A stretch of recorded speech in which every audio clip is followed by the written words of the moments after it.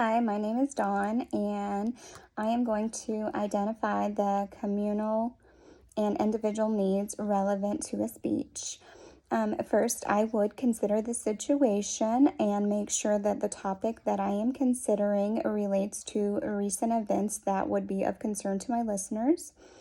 I would also want to convince my listeners that I care about the potential topic that I am speaking on. And then I want to make sure that I have specific time to cover the topic adequately. Then I would also want to consider my audience and consider what they already know about the topic. Consider any common experiences that we may have already had.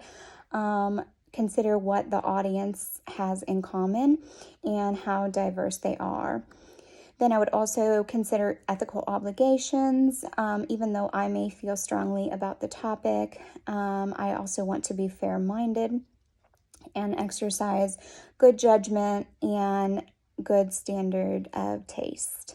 I will also consider accuracy, make sure I'm doing careful research and being ethical as well. I would consider objectivity and subjectivity. Since the topics that I am choosing relate to public and maybe even controversies, they might reflect my own interests as well.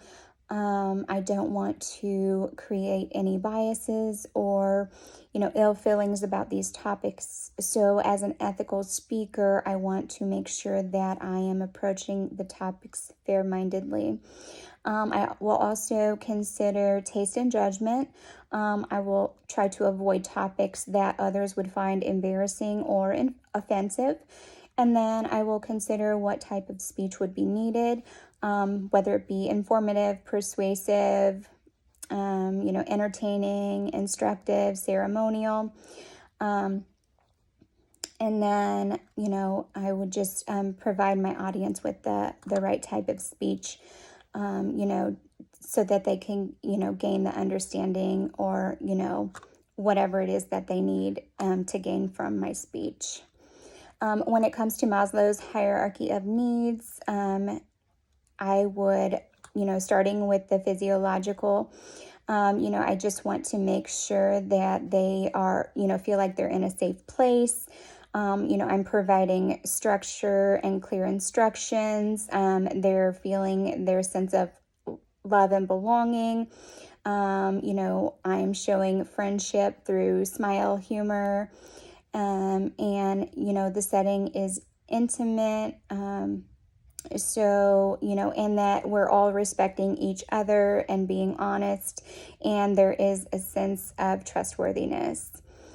When it comes to family, we as humans all need to feel that sense of acceptance and belonging in a social group, even if it's large or small. So, in other words, audiences must feel accepted and gain the confidence and respect of others. So I feel like that's important. When it comes to esteem, people use that as a respective motivator.